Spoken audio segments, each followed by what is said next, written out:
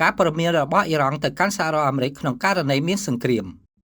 កាលពីថ្ងៃពុធទី11ខែមិថុនា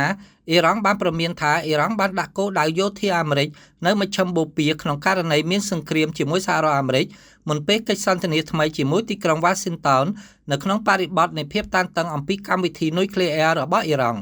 រដ្ឋមន្ត្រីក្រសួងការពារជាតិអ៊ីរ៉ង់លោកណាស៊ីហ្សាដេបានថ្លែងថានៅក្នុងករណីការចរចាបរាជ័យប្រសិនបើសង្គ្រាមកើតឡើងចំពោះយើងភាគីម្ខាងទៀតនឹងទទួលរងការខូចខាតច្រើនជាងយើងជាពិតប្រាកដលោកបានបន្ថែមថាយើងបាញ់ដល់មូលដ្ឋានរបស់ពួកគេហើយសហរដ្ឋអាមេរិកនឹងត្រូវចាក់ចែងពីតំបន់សហរដ្ឋអាមេរិកមានមូលដ្ឋានយោធាជាច្រើននៅប្រទេសជិតខាងអ៊ីរ៉ង់មូលដ្ឋានដែលធំជាងគេគឺនៅប្រទេសកាតាដែលជាទីស្នាក់ការកណ្ដាលនៃទាហានអាមេរិកនៅមជ្ឈិមបូព៌ាដែលត្រូវបានស្ថាបនាឡើងបើយោងតាមអ៊ីរ៉ង់បានឲ្យដឹងថាការពិភាក្សាថ្មីបានត្រៀមធ្វើនៅថ្ងៃអាទិត្យប្រធានាធិបតីអាមេរិកលោកដូណាល់ត្រាំបានប្រកាសថាកិច្ចប្រជុំនេះនឹងកើតមាននៅថ្ងៃប្រហ័សនៅខណៈដែលអ្នកសម្របសម្រួលប្រទេសអូម៉ង់មិនបានធ្វើអត្ថាធិប្បាយទេកាលពីថ្ងៃពុធនៅក្នុងកិច្ចសម្ភាសជាមួយសារព័ត៌មាន New York Post លោកដូណាល់ត្រាំបានថ្លែងថា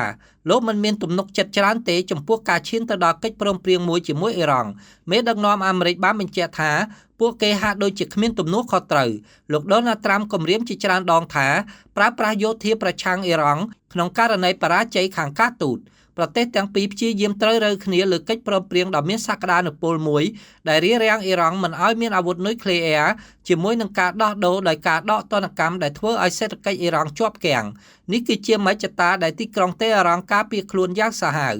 កិច្ចពិភាក្សាប៉ះទង្គិចគ្នាលើបញ្ហានៃការបង្កើតសារធាតុអ៊ុយរ៉ាញញ៉ូមសហរដ្ឋអាមេរិកទាមទារថាប្រទេសអ៊ីរ៉ង់ត្រូវតែបោះបង់ចោលវាទាំងស្រុងនៅខណៈដែលទីក្រុងតេហ៍រ៉ង់ចាត់ទុកការសុំនេះគឺមិនអាចចរចាបាននិងលើកឡើងថាសំណូមពរនេះគឺផ្ទុយនឹងសន្ធិសញ្ញានៃការរីកសាយភាយនុយក្លេអ៊ែរ TNP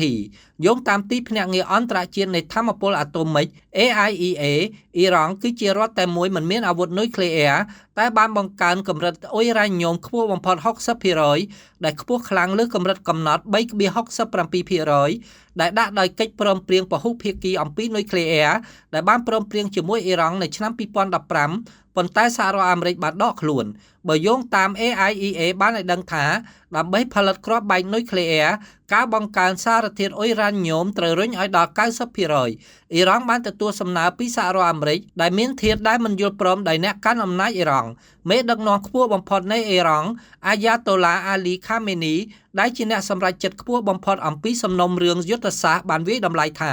សំណើរបស់អាមេរិកគឺប្រឆាំងនឹងសារៈប្រយោជន៍របស់ប្រទេសលោក 100%យោងតាមប្រធានសភាអ៊ីរ៉ង់លោកម៉ាហាម៉េតបាហ្គេ